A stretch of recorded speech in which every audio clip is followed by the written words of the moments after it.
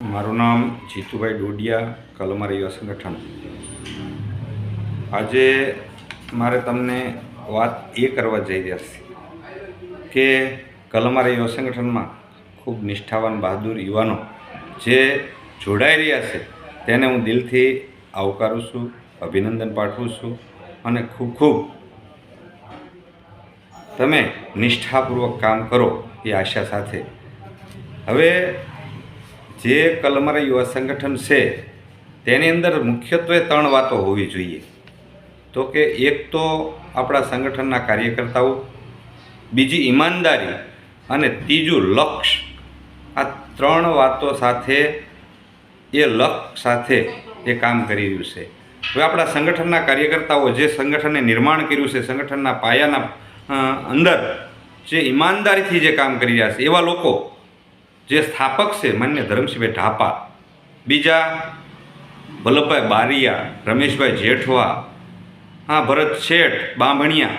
અને આદરણીય એવા ચીમનભાઈ કંટારિયા, કેબી બાબરિયા સાહેબ જેવા આપણા માર્ગદર્શક બની અને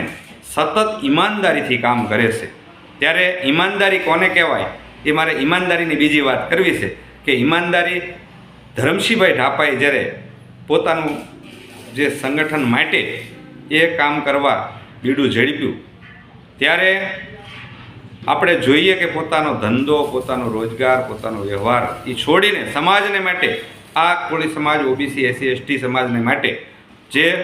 બહુમતી ધરાવતો સમાજ છે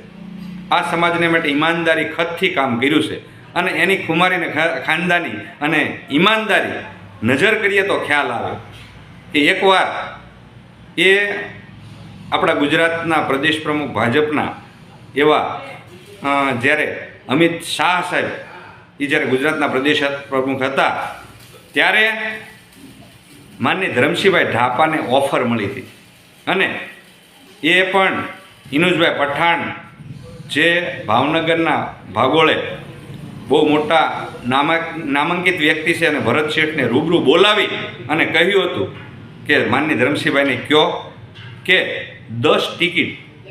વિધાનસભાની 10 ટિકિટ અને કોરો ચેક અને બાય પ્લેનમાં જવાનું આવવાનું આ વ્યવસ્થા અને કોરા ચેકમાં જે આંકડો પાડે એ અપાવવાની જવાબદારી, આવી ઈમાનદારીથી આ જે ઓફર હતી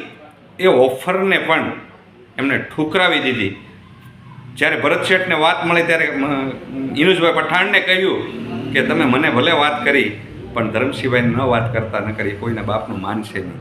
અને આવો ઈમાનદાર વ્યક્તિ આજે ગોતવો મુશ્કેલ છે,